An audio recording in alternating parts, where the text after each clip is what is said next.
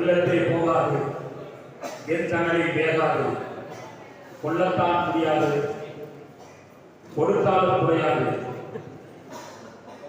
உள்ளத்தை பொருள் இருக்க ஊரில் உழைத்து உழல்வானே என்பது அவை மூலாட்டியுடைய வழக்கம்.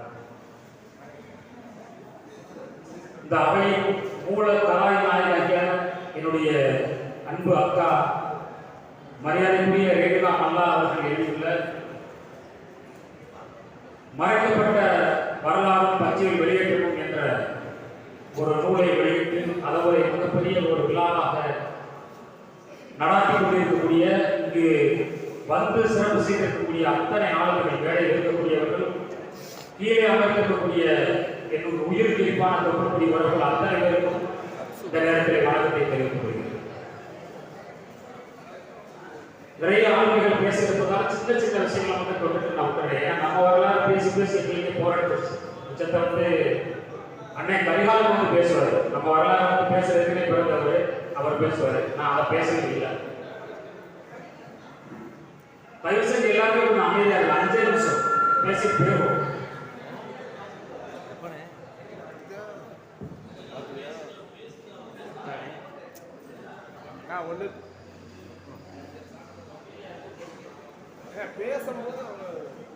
சங்க காலத்தில்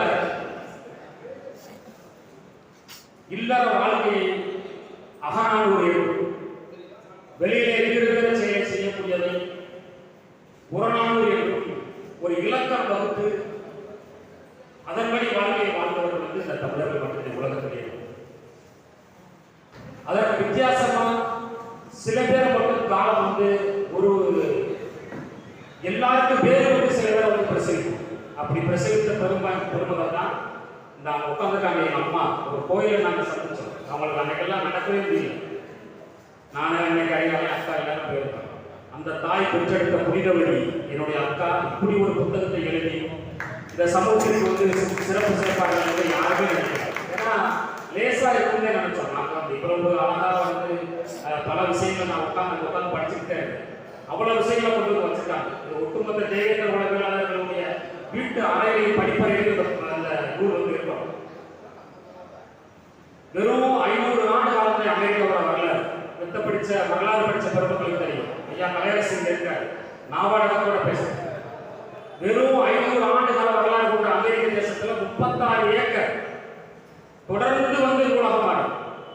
அங்க இருக்கக்கூடிய அமெரிக்க மக்களுக்கு இவ்வளவு பெரிய வரலாறு, இவ்வளவு பெரிய வாழ்வியல், இவ்வளவு பெரிய கட்டமைப்பு, உலக வல்லரசு திமிழ் எங்கிருந்து வந்துச்சுன்னா சின்ன அளவில் இருக்கக்கூடிய இந்த புத்தகம் அந்த 36 ஏக்கர் இருக்கிற மாதிரி நூலகம் மாதிரி ஆயிரக்கணக்கான நூலகங்கள் இருக்கிறதா இருக்கு. 1917 ஜப்பான்கிற ஒரு நாடு ஒற்றுமையும் அடைஞ்சு போச்சு. ஆனா அந்த நாடு இன்னைக்கு உலக வல்லரசு திமிழோடு தலை நிமிர்ந்து நிற்கிறதுக்கு காரணமும் இந்த புத்தகம். புத்தகம் பிறக்கும் போதெல்லாம் வெடிக்கக்கூடிய ஒரு அணுகுண்டு மாதிரி. புத்தகத்துக்காக வாழ்ந்த சம்பவம் எத்தனையோ பேர் இருக்காங்க.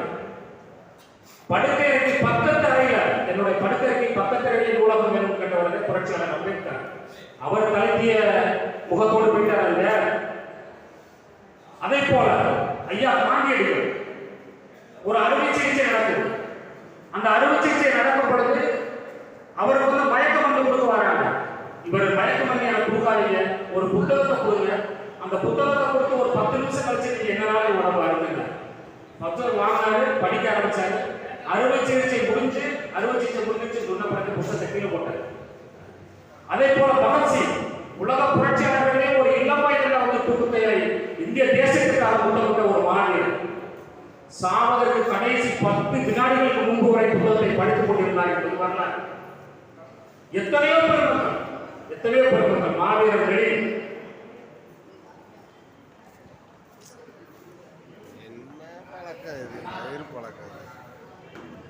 பொன்னமராவதியைச் சேர்ந்த ஐயா திரு நாகராஜன் அவர்கள் நூல் 10 முறை வாங்கி மேடையில் அவர்களுக்கு சிறப்பு செய்யப்படுகிறது.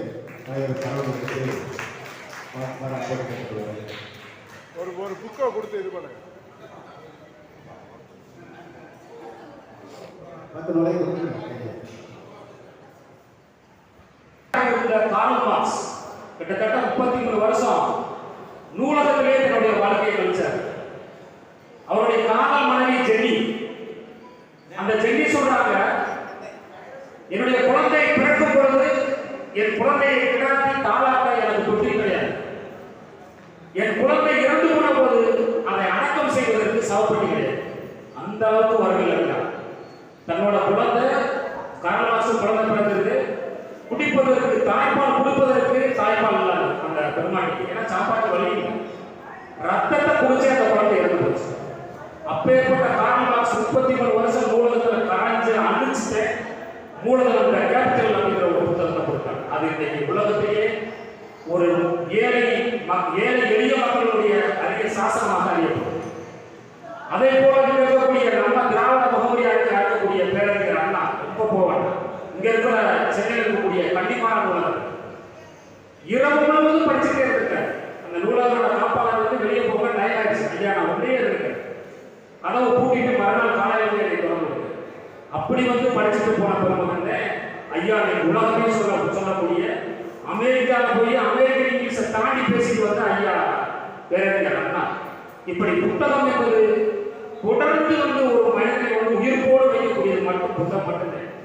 நான் பெரிய ஜாபகம் எங்க தாத்தன் கூட்ட வச்சிருக்க நிலக்காரமா இல்லை, சர்வசாதாரணமா இருந்தேன். உங்க முன்னாடி என்னை கொண்டு வந்து பண்ணிருக்கு மூலக்காரனே நான் வாசிக்கக்கூடிய புத்தகத்தில்.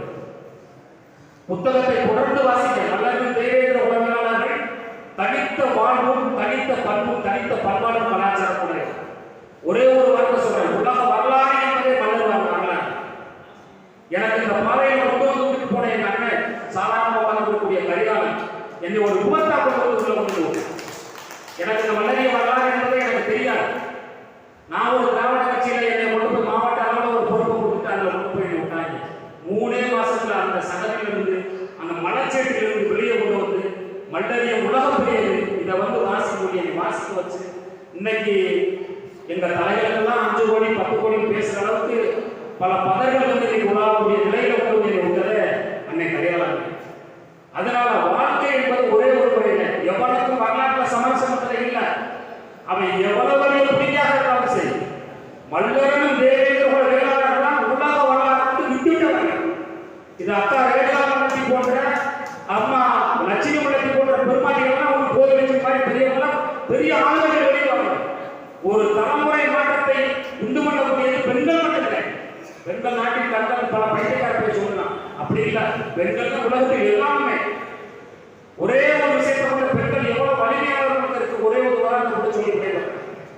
அமெரிக்க தேசத்துல அதிபராக பில் கிளின்டன் இருக்கிறார். அவரோட மனைவி கிளாரி கிளின்டன் அப்பொழுது வெளியுறவுத்துறை அமைச்சராக இருந்தார். ஒரு பெரிய சொகுசு கார், முன்னாடி 100 கார் பின்னாடி 100 கார் புகைசுவா வராங்க. பெட்ரோல் பெருக்கிறது ஒரு பெட்ரோல் பங்க்ல போடுறாங்க, பெட்ரோல் போடுறாங்க பாருங்க. அந்த பெட்ரோல் ஊழியராக அலெக்சாண்டர் என்ற ஒரு சகோதரன் இருக்கிறார். அவன் உள்ள பார்க்கிறான், கிளாரி இருக்கிறத பார்க்கிறான். அவன் கனவு ஓடி போய் தட்டுறான். தட்டுனா அவன் கனவு இறக்குறான். அதிபரோட மனைவி கனவு இறக்குறான். இறக்கி வெளியில ஏறி பார்த்தா அவளோட பள்ளி தோழர் கல்லூரி தோழர் அவன் பேர் அலெக்சாண்டர். கிளாரியும் அந்த பெட்ரோல் போட்டு இருக்கிறவனும் கிளாஸ்மேட்ஸ். பார்த்த உடனே கிளாரி எப்படி இருக்கிறது கேட்க, நான் நல்லா இருக்கிறேன் அப்படின்னு சொல்லி இப்போ பதில் சொல்றேன். பெட்ரோல் நிரப்பப்படுது, நான் போயிட்டு வரேன் சொல்லிட்டு கிளம்புகிறாங்க. கொஞ்சத்தோடு போன உடனே கிளின்டனுக்கு ஒரு வீட்டில் ஒரு சந்தேகம். ஏன்னா இப்போ ஒரு அதிபரோட வெள்ளை மாளிகையோட ஒரு அதிபரோட மனைவி ஒரு சாதாரண பெட்ரோல் பங்க் போடுறவங்க போய் பேசியிருக்காரு அப்படின்னு கொஞ்சத்தோடு போன உடனே அந்த கிளின்டன் கேட்கிறாங்க, கிளாரி அவன் யாரு? அவன் என்னுடைய வகுப்பு தோழர், கல்லூரி தோழர், என்னுடைய உயிற்ற நண்பன், காலத்தோட கோலம் அவன் பெட்ரோல் போட்டுட்டு இருக்கான் அப்படின்னு சொல்றான். அப்பா இவன் சொல்றான், ஒரு சேட்டத்தனமான ஒரு கேள்வி. ஒருவேளை உன்னோட கல்லூரி தோழர் வகுப்பு தோழர் சொல்ற என்னையே திருமணம் செய்து கொள்ளாம அவனா திருமணம் செய்திருந்தால் என்னவா இருந்திருக்கும்? அப்ப கொஞ்சம் கூட யோசிக்காம கிளாரி கிளின்டன் சொன்னா, ஒன்னும் ஆயிருக்காது, நீ பெட்ரோல் போட்டு இருந்திருப்ப, அவன் வெள்ளை மாளிகையில் அதிபராக இருந்திருக்கான். அப்ப பெண்ணோட வலிமை எவ்வளவு பெருசுங்கிறத நீங்க நல்லா ஆழமா யோசிப்பாங்க. பெண்கள் மட்டுமே இந்த அடுத்த தலைமுறை மாற்றத்தை கொடுக்கக்கூடிய பெண்கள் மட்டுமே. ஆண்கள் எல்லா இடங்களும் விரும்பி ஆணாதிக்கு நிறைந்த சூழ்நிலை தமிழ்நாட்டில் இருக்கு. சங்க காலத்துல திருமாவுண்ணிங்கிற ஒரு சகோதரியை நம்ம படிக்கிறோம், ஒரு தாயை படிக்கிறோம். அந்த திருமாவுண்ணியின் சாயலாக நான் வேகம் அளிப்பாங்க. புறநானூற்று போர் காலத்தில் புறநானூறுல சொல்லப்பட்ட செய்தி, தன்னுடைய மகன் வந்து வெட்டுப்பட்டு செத்து போனான், அதுவும் முதுகுல வெட்டி செத்து போனான் அப்படின்னு வந்து நண்பர்கள் வந்து போய் அந்த தாய்கிட்ட சொல்றாங்க. முதிர்ந்த வயது தாய் வலது கையில அருவா வாழ் இருக்கு, வச்சுக்கிட்டு அவன் நடந்து போற காட்சியை வச்சு பாருங்க. போனா போர்க்களத்தில் ஆயிரக்கணக்கான பிணங்கள் வந்து வெட்டுப்பட்டு கிடைக்கும். இந்த வாள் எடுத்து ஒவ்வொரு பாடியா தூக்கி பார்க்கிறான். ஒரு இடத்துல தன்னோட மகன் கிடக்கான், முகத்துல வெட்டுப்பட்டு உடம்புல வெட்டுப்பட்டு கிடக்கிறான். எப்படி நம்மளோட தம்பி தீபப்பாண்டியன் கிடந்தான் அதே மாதிரி. அப்ப அவன் சொன்னா அந்த புறநானூறுல சொல்றான், அந்த கவிஞன் சொல்றான், ஒருவேளை என் மகன் முதுகில் வெட்டுப்பட்டு இருந்திருந்தா அவன் குடித்த மார்பை நான் கத்தியால் அறுத்தெறிவேன். அதே தாய் சொல்லிட்டு போறான். அங்க போய் பார்த்தா மார்பை வெட்டுப்பட்டு கிடக்கிறான்.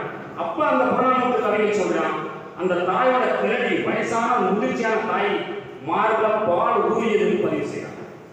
அப்ப பெண் என்பது எவ்வளவு பெரிய வலிமை படைத்த ஒரு சமூக கட்டமைப்பு. தாய்வழி சமூகத்திலே ஆரம்ப சமூகம், அதற்கடுத்தே தந்த வழிபாட மாறுது.